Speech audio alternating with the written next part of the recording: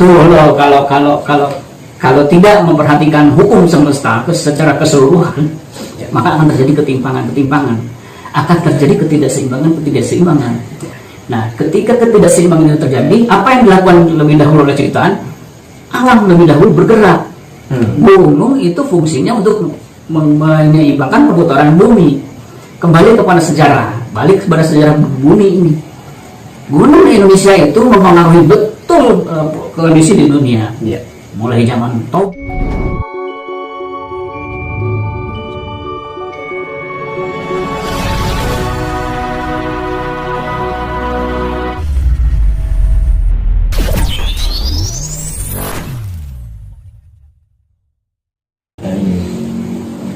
Melanjutkan penjelasan dari Mbak Gatot bahwa asal pendapat kita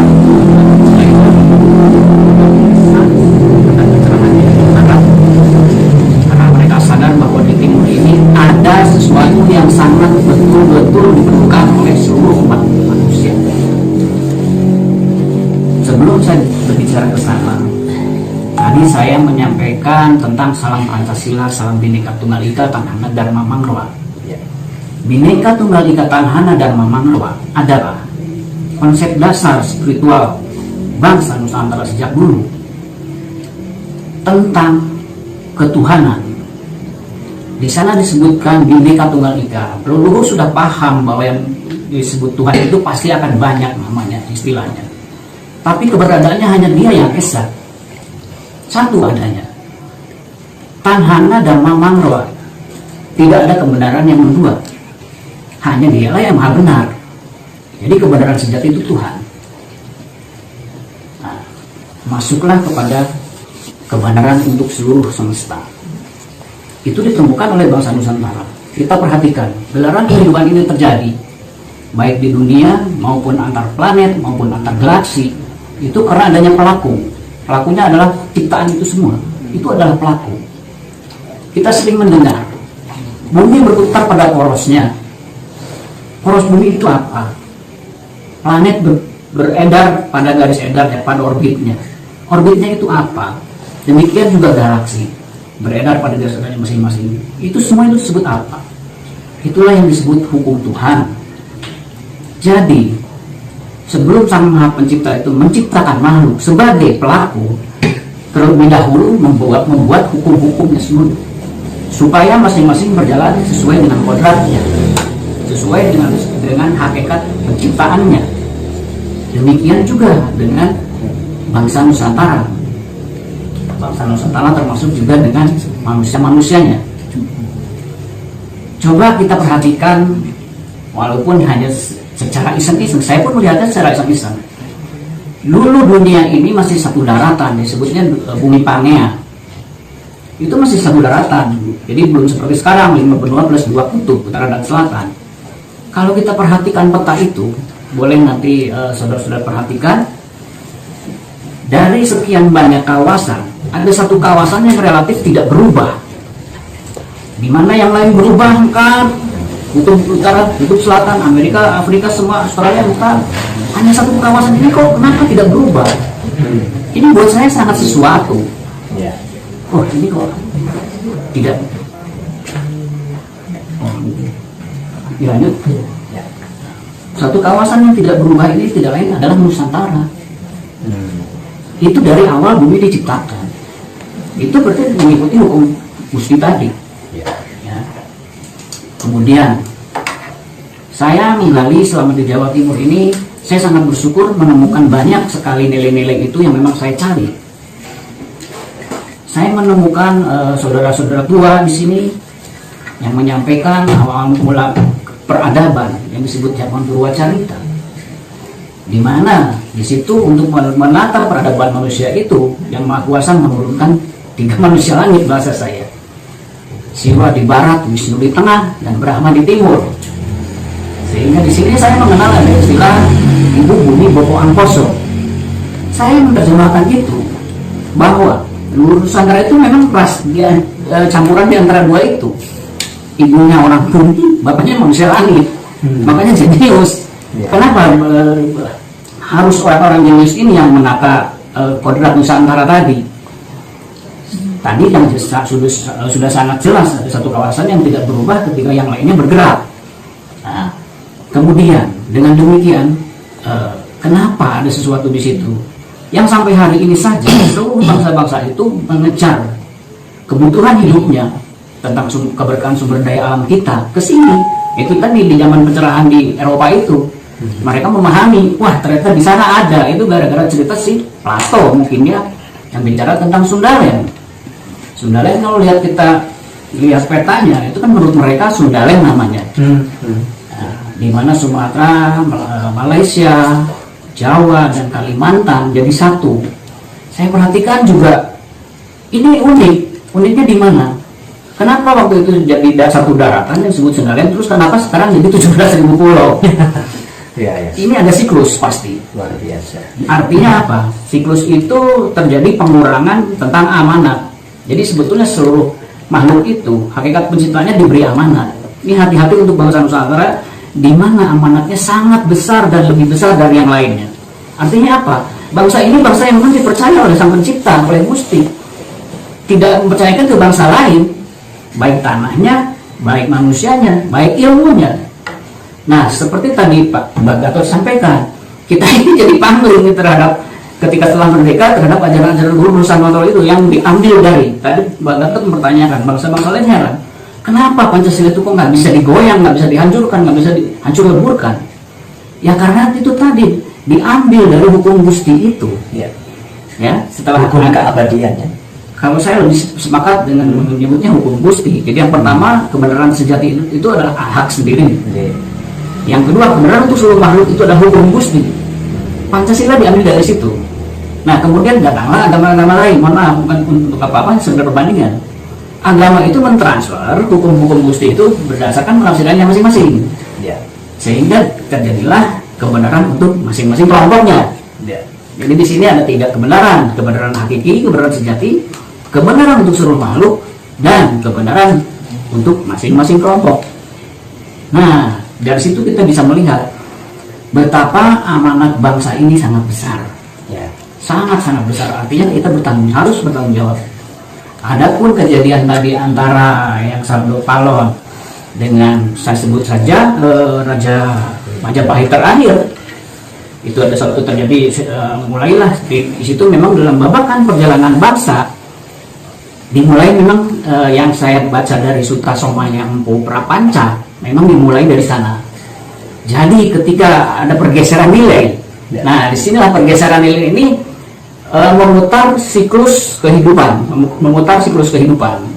Disinilah mulai kita turun. Jadi siklus kehidupan itu suatu bangsa itu mulai lahir, tumbuh, jaya, jatuh, bangkit, sadar. Itu siklus pasti berputar. Tapi yang memutarkan itu adalah manusianya yang punya pemikiran atau yang punya visi dan misi, yang punya ilmu sesuai dari yang memberinya.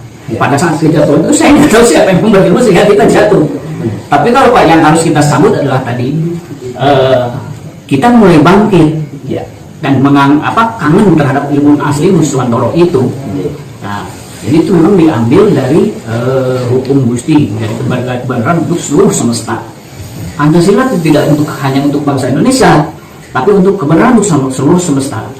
Di situ misalnya apa? Tekanan awal Nusantara itu menghendaki atau menginginkan bahwa semua itu proporsional pada tempatnya, jangan bergeser atau tidak pada tempatnya. Nah, hari ini kita yang sedang kita bahas kan yang ironisnya yang seharusnya kita yang jadi tuan rumah, yang memang kita mengendalikan, justru kita yang tergeser kan.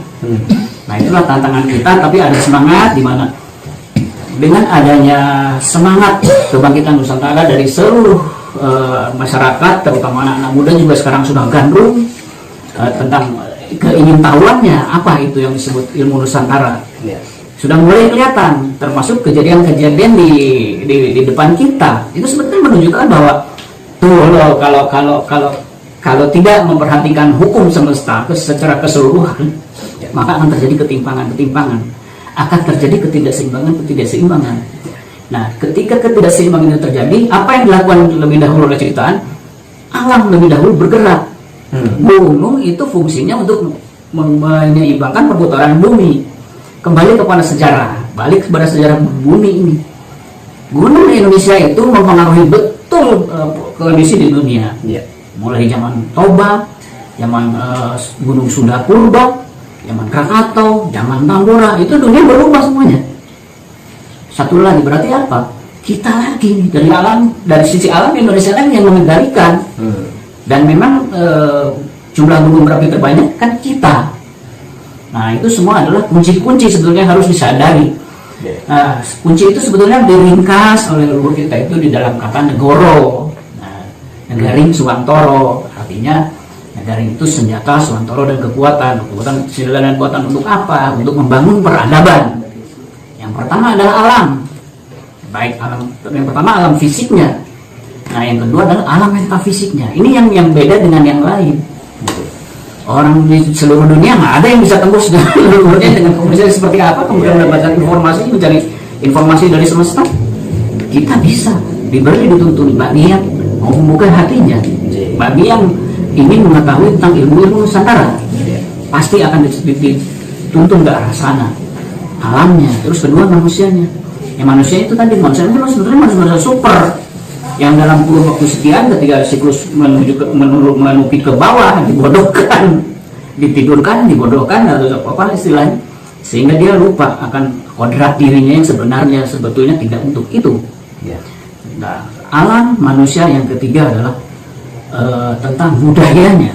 Bagaimana kita berkehidupan di alam dunia ini selalu mengikuti kehendak Gusti, tidak pernah mengedepankan keinginan diri. Nah, itulah yang selalu kita berbuat selaras dengan alam. Pelajaran-pelajaran itu yang harus sampai hari ini akhirnya hilang, terkikis oleh waktu kan, termasuk ismu-ismu dari luar. Nah, yang keempat otomatis adalah tentang sejarah. Jadi hari ini kita kehilangan sejarah yang sebenarnya tentang leluhur Nusantara itu. Kita betul-betul kehilangan, tidak mengerti. Jadi kita hampir-hampir tertutup. Tapi di awal pembukaan tadi, kami sudah diskusi juga dengan Mbah Harjo. Dulu nggak diawali dengan sedikit orang itu, saya malah semakin yakin. Sedikit orang tapi diberi tuntunan, diberi kesadaran untuk kembali menggerakkan siklus waktu itu. Karena yang namanya menjemput zaman kita tidak bisa berdiam. Kemudian tiba-tiba zaman kejayaan itu runtuh dari langit, terjun jatuh ke kita. Tidak bisa seperti itu. Kita harus melakukan sesuatu melalui kesadaran itu yang otomatis terprogram. Bagaimana nanti memprogramnya, kita lihat ke depan saja, dan apa saja yang harus diprogramnya kita lihat ke depannya saja. Jadi pesannya yang terutama ini saya sampaikan di malam yang berbahagia ini adalah jangan lupa kita ini bangsa pilihan yang memang betul-betul diberi amanat besar oleh Gusti. Hati-hati kalau amanat itu tidak bisa dilakukan, ini bukan berarti tidak ada sanksinya. Seperti tadi saya ceritakan di awal, Sundaland itu satu daratan besar, kenapa jadi 17.000 pulau? Kita harus mengkaji itu. Karena ada hal-hal yang tidak dilakukan waktu itu terhadap amanat. Gitu loh. Mereka menyebutnya Atlantis, tapi bahasa Nusantaranya ada itu. Zaman itu zaman siapa gitu loh. Nah itu jadi kegandrungan masyarakat sekarang untuk menuju kepada kebangkitan kita apresiasi dengan baik. Kita arahkan dengan baik, tapi hati-hati jangan sampai berlawanan dengan nilai-nilai yang terkandung di dalamnya. Berlawanan itu bagaimana? Betul tadi Bang Gatot menyampaikan kita tidak pernah keras melawan semuanya itu dengan tenang saja. Tapi juga bisa melawan gitu loh. Jadi tidak boleh tinggal diam. Nah, jadi kita kembalikan jadi dalam hal ini kalau dari kami passwordnya itu kita harus kembali kepada kodratnya. Kodrat Nusantara. Kodrat Nusantara. Kodrat Nusantara. Kodrat Nusantara itu adalah mercusuar. Kodrat kita mercusuar. Mercusuar dunia. Jadi memayu-ayu ning bawah akan terwujud lewat Nusantara ini. Dengan ilmu-ilmunya tentunya. Ya. Yang dilakukan oleh manusia-manusia yang sadar. Ya. Mungkin dari saya